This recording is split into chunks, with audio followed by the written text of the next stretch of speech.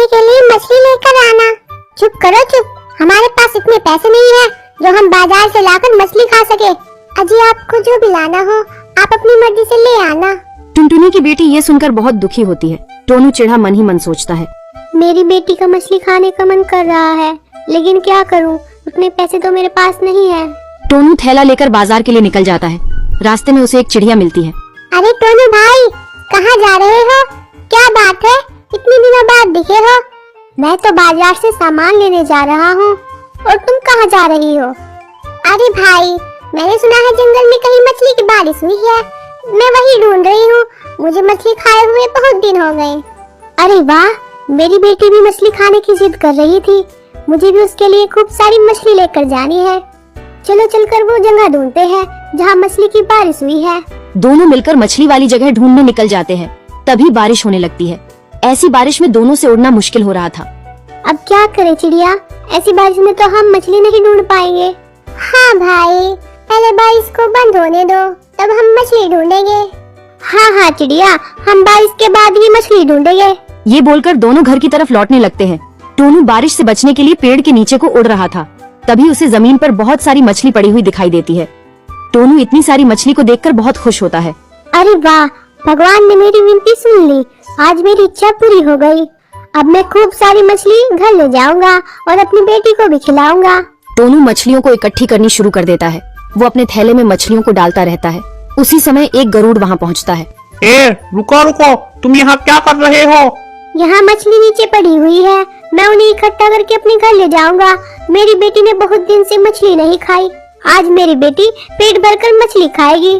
तभी गरुड़ के मन में लालच आ जाता है। वो मन ही मन सोचने लगता है, मुझे कुछ तो करना पड़ेगा ताकि ये सारी मछलियाँ मुझे मिल जाए, फिर मैं इन्हें बाजार में बेचकर खूब पैसे कमाऊंगा।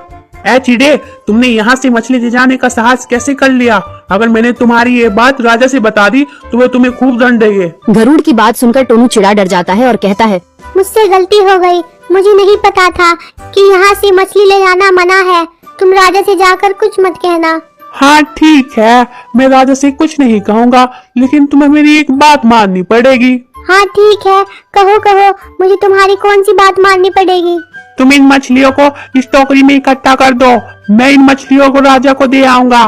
ठीक है, मैं ये काम कर देता हूँ। ये कहकर टोनू चिड़ा सारी मछलियाँ टोकरी में इकट्ठी कर देता है।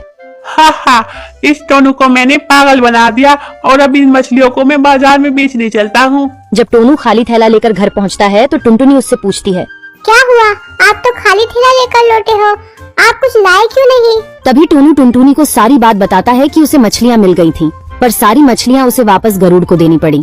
अरे, उस गरुड़ को मैं जानती हूँ, वो गरुड़ बहुत ही दुष्ट और झूठा है। आप यही रुको, मैं उस गरुड़ से जाकर निपटती हूँ। टुनटुनी गरुड़ के पास जाती है। तभी वो देखती है कि गरुड़ उन मछलियों को बाजार में बेच रहा था। मछली लो मछली, देसी मछली, एक बार खाओगे तो बार बार खाओगे। सुनो सुनो, मुझे 5 किलो मछली देना। क्या 5 किलो मछली? एक साथ इतनी मछली लोगी? हाँ, 5 किलो ही चाहिए, तभी तो इतना बड़ा थैला लेकर आई हूँ। जल्दी से 5 किलो मछली दो। ये सुनकर गरुड़ टुनटुनी को 5 किलो मछली दे देता है। लाओ, मुझे अब 50 रुपए दो। इस बात का पैसा, ये मछली तुम्हारी नहीं है, ये तो जंगल के राजा की मछली है। तुम अगर पैसा मांगोगे तो मैं दे दूंगी, लेकिन मैं जंगल के राजा से जाकर बता दूंगी कि तुम उनकी मछलियाँ बेच रहे हो। टुनटुनी की ये बात सुनकर गरुड़ डर जाता है और सोचने लगता है, अगर इसने राजा को बता दिया कि मैं जंगल की मछलियों को बेच रहा हूँ तो मुझे दंड मिलेगा। हाँ, अब बताओ तुम्हें कितना पैसा देना है?